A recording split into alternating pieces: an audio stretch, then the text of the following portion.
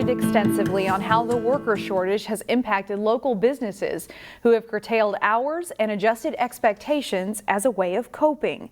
Now that message has been amplified. The owner of a Plymouth candy company testified before a congressional committee this week on the global supply chain challenges. She's saying the current workforce shortages are unsustainable. My business faces a dire shortage of workers. At 200 employees, we are down roughly 100 from our optimal number of staff. That's Christine Lantonen, owner of Plymouth-based Maud Borup. She spoke during a House Small Business Committee chaired by Representative Dean Phillips. Lantonen says her company implemented a 36% hourly salary increase last December, but they're still having trouble recruiting workers. As a result, her company has put expansion plans on hold.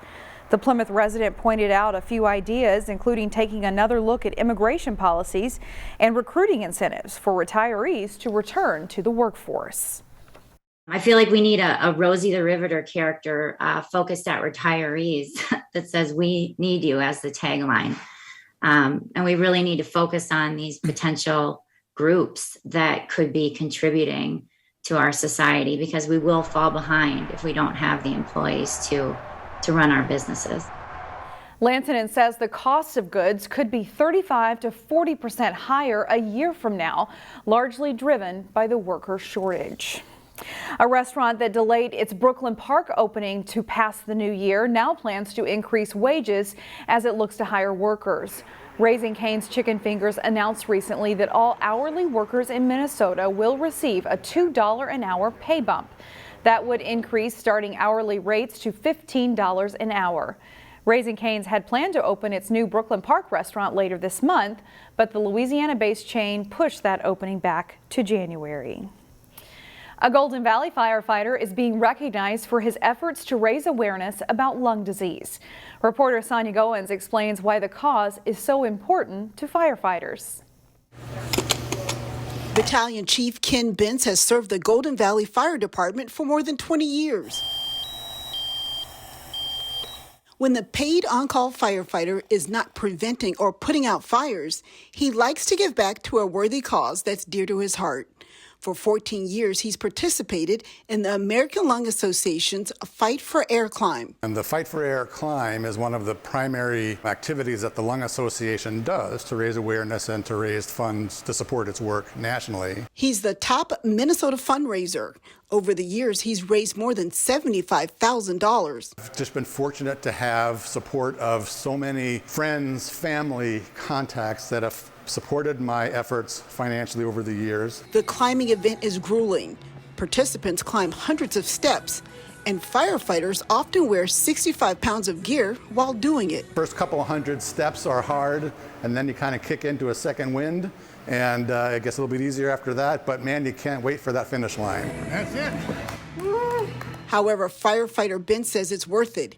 He says he always thinks of his dad when participating in the event. When I was preparing for my second climb, my dad passed away, and he suffered from pneumonia and chronic lung disease. Ben says it's also important to bring awareness to pulmonary problems firefighters face each day. And lung cancer is one of the cancers that affects firefighters more prevalently than the general population. The American Lung Association is shining a spotlight on Bentz.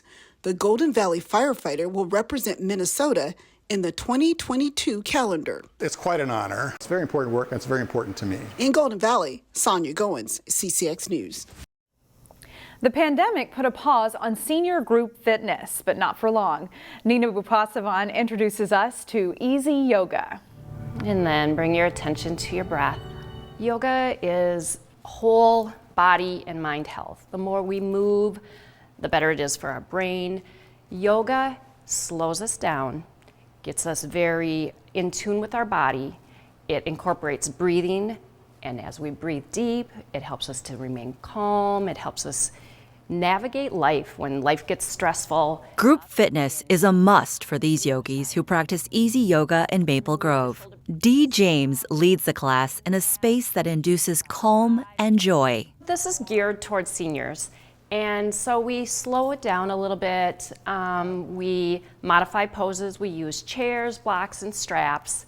I enjoy teaching seniors. They're usually really appreciative of me and my classes, and they're so social. We can feel successful instead of feeling as if we're a failure on our yoga mat. The format is for anybody looking to stay active, but to also invite more connection within and with others. Well, perhaps one of the biggest benefits is the social aspect. And my yoga buddies came in and I got to see a new granddaughter, picture of granddaughter, and it's just that connection. I think it's really great seeing the community come together to socialize, to work on their wellness and their health. I think especially, as we age, it's great to stay connected with the community. There's so many connections that people make within these programs, and then how they just blossom with their friendships and their activities throughout the community, and how they're engaged and involved with everything. Efforts the City of Maple Grove is proud to grow as people find their happy path toward health. It's something that can be done individually or here in a class, and it can be a lifelong activity. We need to work our muscles. We need to do weight bearing for our bones, and balance and the breath. It's just so important. Nina Bupasavan, CCX News.